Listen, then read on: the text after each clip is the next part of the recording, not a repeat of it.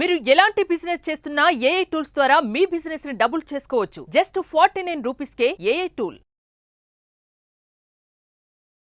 Hi hello నమస్తే, welcome back to Suman TV. ప్రస్తుతం మనతో పాటు ఉన్నారు సైకాలజిస్ట్ ప్రతిమా కృవిద్ది గారు. మేడంతో మాట్లాడదాం.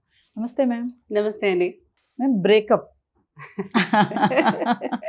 బ్రేకప్ అయినప్పుడు చాలా మంది గడ్డాలు అన్ని పెంచేసుకొనేసి ఇది ఆలోచించేస్తూ అటు అమ్మాయి అయినా అబ్బాయి అయినా, అమ్మాయి అయితే ఇంకా కొంచెం తక్కువ అనుకోండి, అబ్బాయిలు ఎక్కువ ఉంటారు. ఈ బ్రేకప్ అవడం వల్ల రిలేషన్లో కొన్ని బెనిఫిట్స్ కూడా ఉంటాయని చెప్పి అంటున్నారు కదా. సో బ్రేకప్కి బెనిఫిట్స్ ఉంటాయా మేడం? అసలు మనం తెలుసుకున్న దేవదాస్ స్టోరీ ఉంది చూడండి, అది చూడాలి. దాంట్లో ఏం బెనిఫిట్ పొందాడు? తాగి తాగి తాగి తాగి ప్రాణాలే కోల్పోయాడు. కానీ వాళ్ళు ఒక మంచి కవిత్వం రాసేవాడు ఉన్నాడని కూడా తెలుసుకోవచ్చు. టు సే ఆ పిక్చర్ లో చూసాం కదా. సో అలా వాళ్ళలో ఇన్బార్న్ టాలెంట్స్ అనేది అప్పుడు అన్ని బయటికి వచ్చేస్తాయి. పోయిటరీ రాసే వాళ్ళు అవుతారేమో, లేదనంటే ఏదో శిల్ప కళాకారుడు అలా కళాకారుడు రూపంలో బయటికి వస్తారో తెలియదు. సో నాకు నాకు వచ్చిన కేసెస్ లో కొన్ని మటుకు I have seen extreme changes. నాకు అది చాలా హ్యాపీనెస్ ఇచ్చాయి యాక్చువల్గా. అంటే బ్రేకప్ లో ఇలా కూడా అవుతుందని, డిప్రెషన్ లో పడి తాగి, లేదనంటే ఇంకో అడిక్షన్స్ కి గురి అయ్యి, లేకపోతే ఇంకోటి ఏదో చేసేసుకోవడం అనేది చాలా చూస్తుంటాము. జనరల్గా ఏమవుతుందంటే ఈ కాలేజ్ స్టూడెంట్స్లో ఒక అది ఆ ప్రేమని తట్టుకునే శక్తి ఉండదు వాళ్ళకి. అంటే అంత మెచ్యూరిటీ కూడా ఉండదు దాన్ని హ్యాండిల్ చేసుకునేంత. అంటే ఇది పోతే ఇంకోటి వస్తుంది అని అనుకుంటారు. అలా ప్రేమించే వాళ్ళు డిఫరెంట్ అమ్మా. నిజంగా సెన్సిటివ్గా ఒక అమ్మాయిని ఇష్టపడుతున్నారు అని అంటే వాళ్ళు తట్టుకోవడం చాలా డిఫికల్ట్. అదొక ట్రామా లాగా వాళ్ళకి మిగిలిపోతుంది. ఈ అమ్మాయి మోసం చేసినా, ఈ అమ్మాయికి ఏదన్నా అయ్యి ఉన్నా, లేకపోతే ఏదన్నా అంటే వాళ్ళలో బ్రేకప్ ఏ రిలేషన్ ట్రయాంగిల్ లవ్స్ అంటారు కదా, అలాంటి వాటిలో ఏదైనా బ్రేకప్ అయినా వాళ్ళు తట్టుకోలేరు. వాళ్ళు ఏంటంటే సహజంగా ఈ డిప్రెషన్కి వెళ్ళిపోతారు, లేకపోతే సూసైడల్ అటెంప్ట్ చేసుకుంటారు, లేకపోతే దాని మీద పేర్లు రాసుకోవటం కూడా చూసాను నేను. అంత దారుణంగా ఆ బ్లేడ్స్తో వీటిలతో కత్తులతో రాసేసుకుంటూ ఉంటారు ఆ అమ్మాయి పేరు మీద. అదంతా ఏంటంటే ఒక అబ్సెషన్ అనమాట వాళ్ళకి. అంటే ఇంకా వాళ్ళని వదిలి వాళ్ళ మీద అంత కాన్సన్ట్రేట్ చేయటం, లేకపోతే వాళ్ళ గురించి ఆలోచించడం మూలన వాళ్ళు ఇలాంటివన్నీ చేసుకుంటూ ఉంటారు. కానీ ఇలాంటి వాళ్ళు కూడా తెలుసుకోవాల్సింది ఏంటంటే 2 varieties. ఒకటి పెళ్ళైపోయి బ్రేకప్ అవుతూ, ఎంగేజ్మెంట్ అయిపోయి బ్రేకప్ అయిన వాళ్ళు, లేకపోతే కొత్తగా ఈ కాలేజ్ స్టూడెంట్స్లో వాళ్ళు బ్రేకప్ అయిన వాళ్ళు కూడా చాలా మంది ఉంటారు. సో నేను గమనించిన 5 points మీకు చెప్తాను. ద ఫస్ట్ థింగ్ ఏమవుతుందనంటే, నిజంగా బ్రేకప్ అయిన వాళ్ళు ఒక్కసారి వాళ్ళు ఆలోచిస్తే, పాజ్ తీసుకుని ఫస్ట్ ఆఫ్ ఆల్ ఇది ఎందుకు జరిగింది, నా చాయిస్ ఏమన్నా రాంగా, నెక్స్ట్ నేను తీసుకునే స్టెప్, ఈ ప్రేమ అనేది అసలు ఆ వ్యక్తి ఎలాంటి వాడు అని ఆలోచిస్తాము. బ్లైండ్గా పడిపోము ఇంకా. కరెక్ట్, ఫస్ట్ పాయింట్ అమ్మా. మనలో ఒక థాట్ ప్రాసెస్ అనేది మొదలవుతుంది. సైకలాజికల్ ఎఫెక్ట్స్ చెప్తున్నాను. అంటే ఇంకొకళ్ళు ఎవరైనా అలాంటి వాళ్ళు కనపడ్డా, లేకపోతే మనకి మన మనస్సుకు నచ్చినా, ఇమ్మీడియట్గా మన మనసు ఏం అలర్ట్ ఇస్తుందంటే, ఫస్ట్ టైం చూడు నువ్వు ఫెయిలియర్ అయిపోయావు, ఆ రిలేషన్లో ఎక్కడో దెబ్బతిన్నావు. సో ఒక్కసారి ముందడుగేసేటప్పుడు ఆలోచించడం. సో ఆలోచన అనేది మనిషికి మొదలవుతుంది.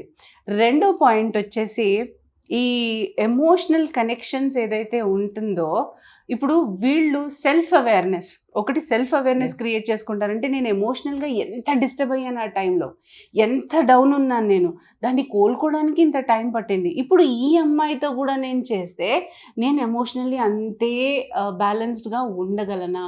సో ఎమోషనల్ కరెక్షన్స్తో పాటు వాళ్ళకి ఏంటంటే, వాళ్ళల్లో ఏదైనా లోపం ఉందా అది కూడా కరెక్ట్ చేసుకుంటూ ఉంటారు. అంటే ఇది ఒక కంప్లీట్ సెల్ఫ్ అవేర్నెస్ ప్రోగ్రామ్ లాగా అవుతుంది వాళ్ళకి. అంటే ఇప్పుడు చూడండి, నేను ఒక 10 మందితో చెప్పాను అనుకోండి, ఏం లేదు నాది ఫస్ట్ బ్రేకప్ అయిందిరా, అమ్మాయి ఇట్లా అనింది, అసలు నువ్వు అలా అన్నావు. సో వాళ్ళు ఏం చేస్తారు, అదే నువ్వు ఎందుకు అన్నావు అలా అని ఒక డౌట్ తెప్పిస్తూ ఉంటారు ఏదైనా కాంటెక్స్ట్ మీద వచ్చేటప్పుడు.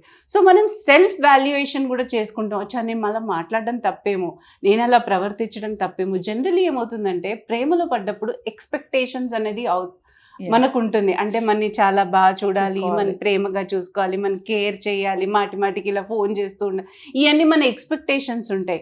అలా ఎక్స్పెక్టేషన్ చేసేందుకు కూడా మనం అర్హులమేనా? అలా ఎక్స్పెక్టేషన్ చేస్తే నేను అలాంటి క్యారెక్టరేనా? అలా ఉన్నప్పుడే కదా నేను అవతలాన్ని ఊహించుకోగలను. సో మన సెల్ఫ్ కరెక్షన్స్ అన్నది అక్కడ జరుగుతుంది. అండ్ నేను చూసిన థర్డ్ కేసు చాలా బ్రహ్మాండం. Actually he was a brand ambassador అనమాట.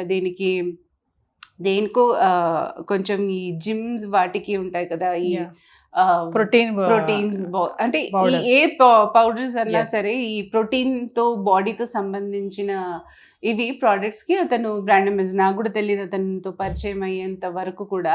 సో అతను ఇలాగే ప్రేమలో పడి ఈ ఎంగేజ్మెంట్ దాకా తీసుకొచ్చింది అమ్మాయి.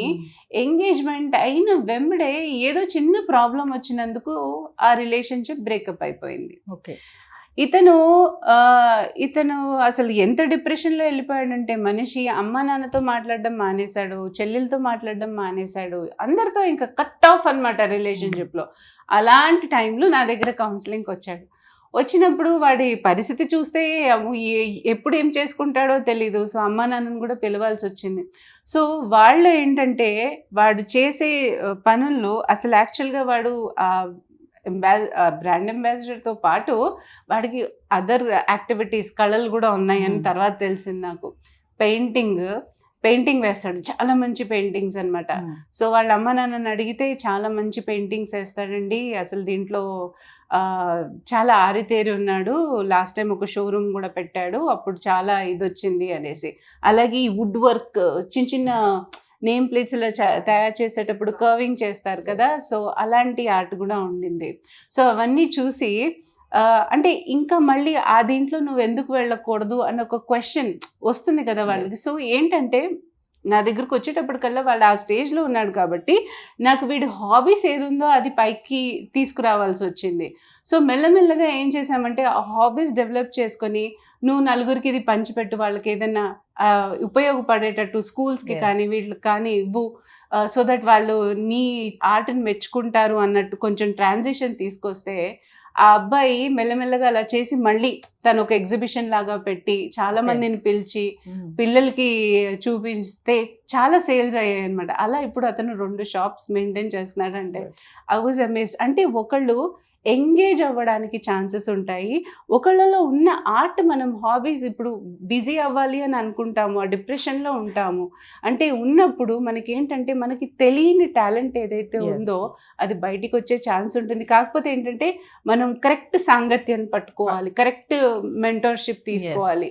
అది తీసుకుంటే మనం దానిలోంచి ఈజీగా బయటకు వచ్చే ఛాన్సెస్ ఉంటుంది. ఎందుకంటే ఎప్పుడైనా ఎవరైనా సపోర్ట్ చేసేటప్పుడు మనలో ఉన్న లోపాలు తీసుకెళ్ళి పక్కన పెట్టి నీలో ఉన్న మంచి గుణాలు ఏంట్రా అని చెప్పేవాళ్ళు చాలా తక్కువ మంది ఉంటారు. సో కరెక్ట్ వాళ్ళని పట్టుకుంటే కనుక డెఫినెట్గా రైజ్ అవుతారు.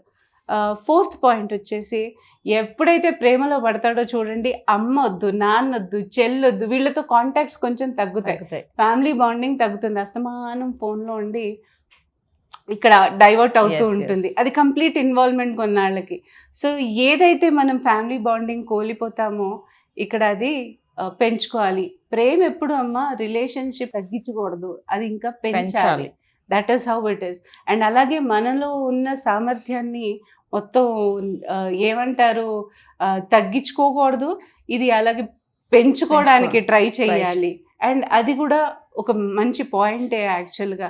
సో ఏంటంటే మన ఇన్బోర్న్ టాలెంట్ని మనం నాశనం చేసుకొని కాదు కదా ప్రేమలో పడతాము, అలాగే మన రిలేషన్ని నాశనం చేసుకొని మనం దీంట్లో పడాల్సిన అవసరం లేదు కదా. సో ఏదైనా సరే తగ్గకూడదు, అన్నీ పెరగాలి అక్కడ. సో అది జరగదు. సో ఫ్యామిలీ బాండింగ్ కూడా ఇక్కడికి వచ్చేసి చూడండి, సడన్లీ బ్రేకప్ అయిపోతే ఫస్ట్ సపోర్ట్ మీకు ఫ్యామిలీదే దొరుకుతుంది. మళ్ళీ ఆ బాండింగ్, ఆ ట్రస్ట్ అనేది పేరెంట్స్ మధ్య పిల్లల మధ్య ఏర్పడటానికి అది మంచి టైం. ఎందుకంటే వాళ్ళ రియల్ ప్రేమలు వాళ్ళకి తెలుస్తాయి, వాల్యూస్ తెలుస్తాయి. అలాగే 5th వచ్చేసి స్పిరిచువల్ ఎనర్జీ అన్నమాట. ఇంకా నేను ఆ తప్పు చేయకూడదు, నేను ఒకసారి పడిపోయి నేను ఒకసారి నాశనం అయ్యాను, ఇప్పుడు తీసుకునే స్టెప్ మాత్రం చాలా జాగ్రత్తగా. ఫస్ట్ మనం ఆయన్నే కోరుకుంటాము, వచ్చే అమ్మాయి మాత్రం జాగ్రత్త, మంచి అమ్మ వస్తే బాగుండు, లాస్ట్ టైం నిజంగానే అది ఒక కనెక్షన్ అయిపోతుంది. సో మన సరిదిద్దుకునేది సెల్ఫ్ కంట్రోల్ అనేది వస్తుంది. సో ఇవన్నీ అడ్వాంటేజ్ చూస్తే బ్రేకప్ అయిన వాళ్ళు వరీ అవ్వాల్సిన అవసరం లేదు. ఫస్ట్ ఆస్పెక్ట్ ప్రమేయంగా స్టెప్ బై స్టెప్ మీరు నోట్ చేసుకుని చక్కగా సెల్ఫ్ కంట్రోల్ అనేది తెచ్చుకోండి.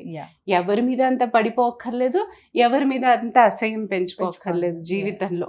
సో మనని మనం మార్చుకోకూడదు. మన ఇంటర్నల్ ఎనర్జీస్ ఏదైతే ఉంటాయో దాన్ని మార్చుకోకూడదు, అది ఎవరే అయి ఉండనివ్వండి. సో అది మాత్రం మనం గట్టిగా ఉంచుకోవాలి. అంటే we need to build and be strong అని అంట. సో బ్రేకప్ వల్ల ఇన్ని బెనిఫిట్స్ ఉన్నాయని తెలియక చాలా మంది బ్రేకప్ అయిపోయాక లైఫ్ అంతా స్పాయిల్ చేసుకుంటున్నారు మేడం. మరి మీరు చాలా పాయింట్స్ చెప్పారు, మరి బ్రేకప్ వల్ల కూడా మంచి బెనిఫిట్స్ ఉన్నాయి అంటున్నారు. ఈ ఫాలో అయితే లైఫ్ స్పాయిల్ అవ్వాల్సిన ఛాన్సే లేదు. చాలా ఎక్కడ కూడా మంది అసలు. ఉంటారమ్మా, బిజినెస్ పీపుల్ Yes. ఉంటారు. అంటే వీళ్ళు ఏంటంటే కంప్లీట్ గా బిజీ అయిపోవాలి, ఎక్కడో అక్కడ లైఫ్ లో దెబ్బతింటారు. ఇప్పుడు పెళ్ళైన వాళ్ళు కూడా కొంతమంది చూడండి, కపుల్స్ లో మంచి రిలేషన్షిప్ ఉండదు. వీడు బిజీ అవ్వడానికి వీడెన్నో ఏమంటారు ఏరియాస్ వెతుక్కుంటూ ఉంటాడు. దీంట్లో నేను గొప్ప, దాంట్లో నేను గొప్ప, కంప్లీట్ గా బిజీ అయిపోవడం వర్క్ లో, సో దట్ ఈ లోడ్ నాకు తెలియకూడదు అని చెప్పి. Yes. సో హ్యూమన్ క్వాలిటీ అది. మనం మళ్ళీ తేరుకుంటాం, మనం బయటపడతాం, కానీ మనం అంత ధైర్యం తెచ్చుకోవాలి బయట పడగలము అని. ఆ టైంలో మంచి సపోర్ట్ కూడా మనకు దొరకాలి, మీరు అన్నట్టుగా లైక్ మెంటల్ సపోర్ట్. మంచి మెంటల్ సపోర్ట్ అయితే కావాలి, మెంటార్ సపోర్ట్ అయితే చాలా కావాల్సి వస్తుంది. Thank you madam. Thank you so much.